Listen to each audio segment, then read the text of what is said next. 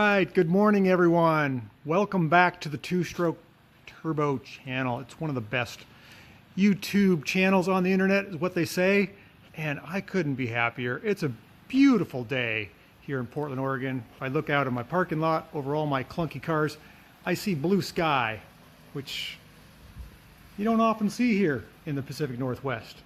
Got the fan on, trying to cool the shop down here early in the morning. Stella, my shop dog, is by my side, as always. My trusty little steed, trying to keep her belly cool because it's going to be hot today. It's supposed to be 90 degrees, end of September here in Portland, Oregon. What do we got on the lift today? Look at this little jelly bean shining brightly. Oh my goodness, this is a good looking car. So shiny. It's like a little blue jelly bean. I don't know what flavor blue is, probably blueberry. It's gorgeous. I did a little video on this car before we were figuring out the fuel system and specifically the fuel valve.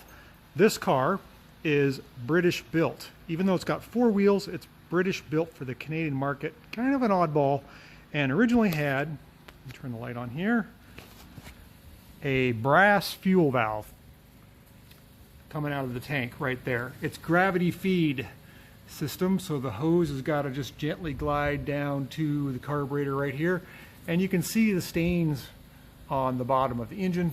Carburetor was leaking. The valve is a German valve. I've replaced it with a German valve. The rod is different. You can see my booger job of a weld. I had to make an extension, and I'm not super proud of that, but it's hidden and it's functional. That's the key thing, is we can tell when the valve is off and on. Before, there was so much play in the valve. You couldn't turn it all the way on, you couldn't turn it all the way to reserve, and you couldn't turn it off. It was just very vague. There was 3 inches of play.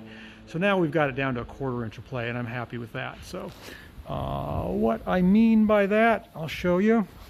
Let me get my little step ladder here. My Louisville step ladder. We're gonna get up into our Isetta. We have to have a step ladder to get into an Isetta, which is kind of ironic. Back here behind the tartan seat is our valve, and you can see I've got our sticker there, just like a motorcycle. In fact, I'll put the little doohickey back on there again. We have on, we have off, and we have reserve, and they function. Before, this knob would go all the way to here, and you just couldn't, it was so vague. And the problem was, the customer was parking this in his nice garage, and when you have gas dripping out of your Isetta next to other nice cars, it ruins your floor, it smells the garage, it's a fire hazard. There's just nothing good about it. So now I have finally completed. This is design number 2. I tried it before, but I wasn't happy, so I took it all back apart and I welded a new rod. So we're going to clean off the white walls here. We got them a little dirty by working on the car and kind of cussing a lot. We're going to start the engine up. We're going to pet our dog. Yeah, you're the dog.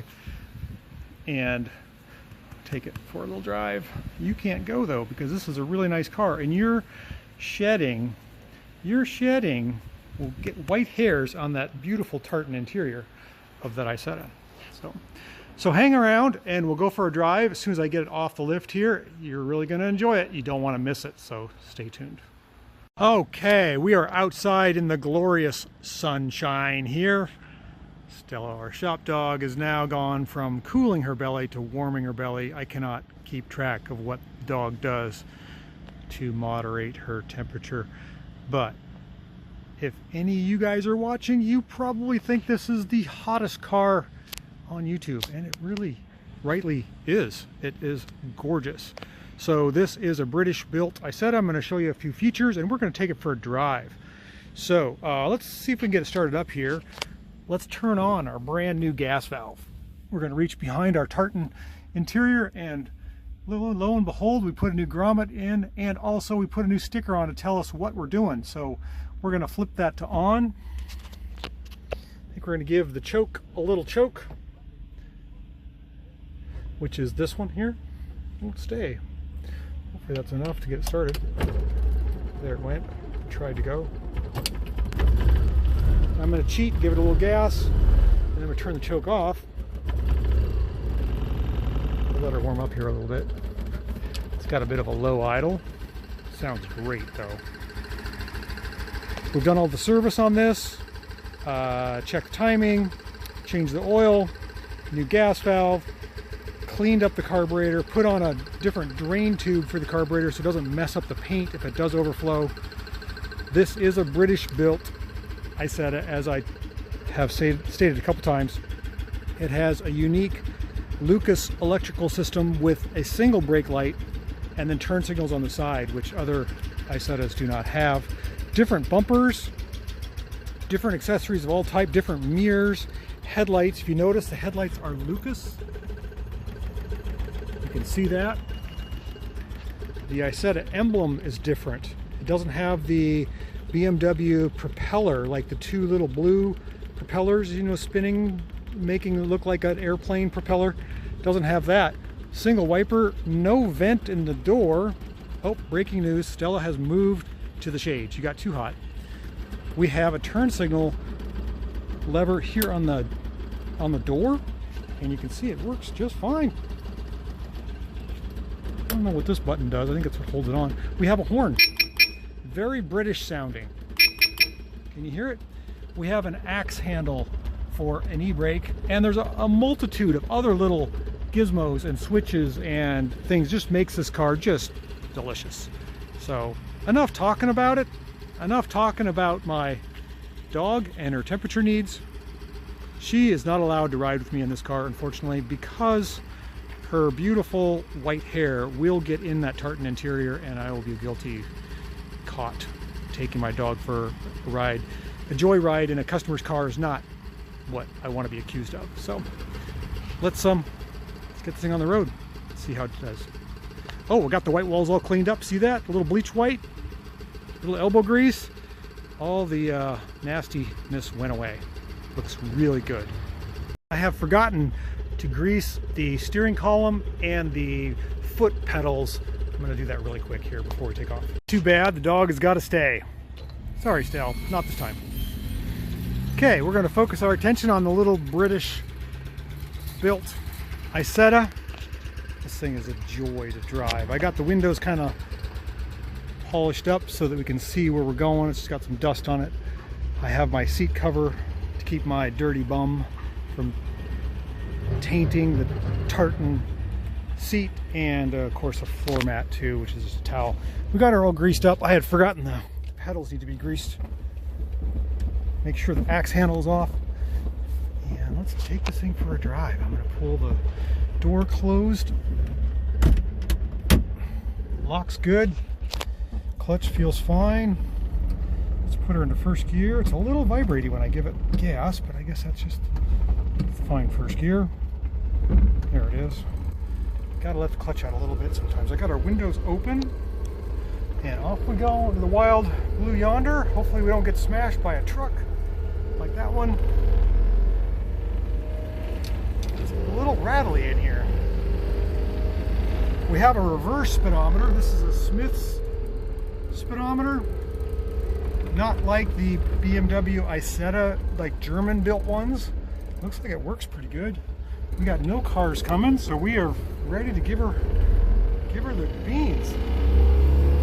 Okay, first gear, second gear. Got a lot of interior rattling. The interior rattles, especially the panels all rattle.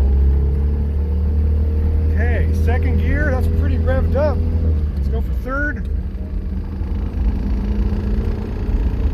So it sounds like the engine's knocking, I'm sure, but it's actually the interior panels are just rattling like crazy. That would bother me.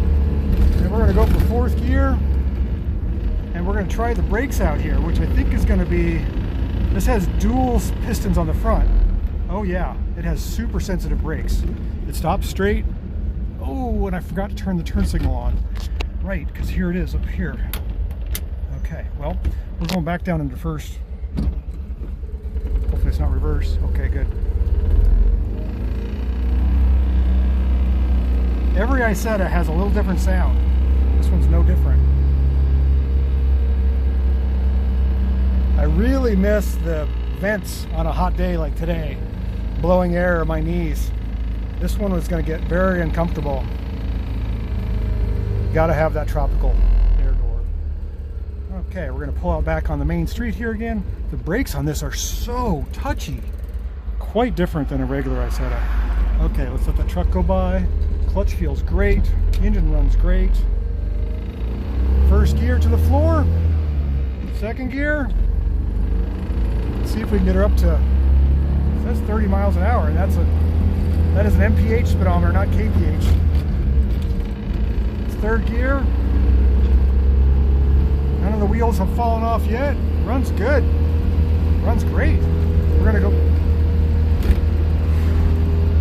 right for fourth gear. Oh, the brakes are really strong on this. I said I can put my nose through the, let me try a little brake test here. Holy cow.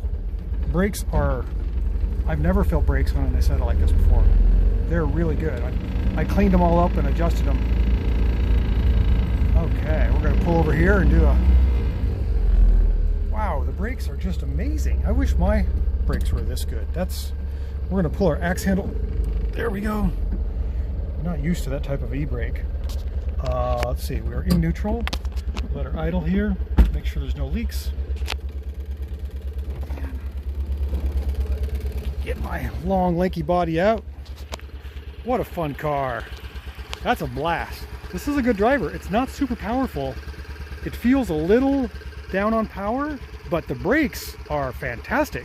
That's the best braking Isetta I think I've ever driven. And that's because it has 2 wheel cylinders per front wheel versus the regular Isetta has just 1. They're, what do you call that? Blind servo locking something or others. What a neat car. Thanks for coming along on the drive. Hope you enjoyed this video as well as almost 3,000 other videos that I have posted to YouTube. Enjoy yourself. Binge a little bit. Check them out. They're all pretty good. Some are better than others, but most are real good. Thanks for watching again, and we'll catch you on the next one. See you later. Have a great day.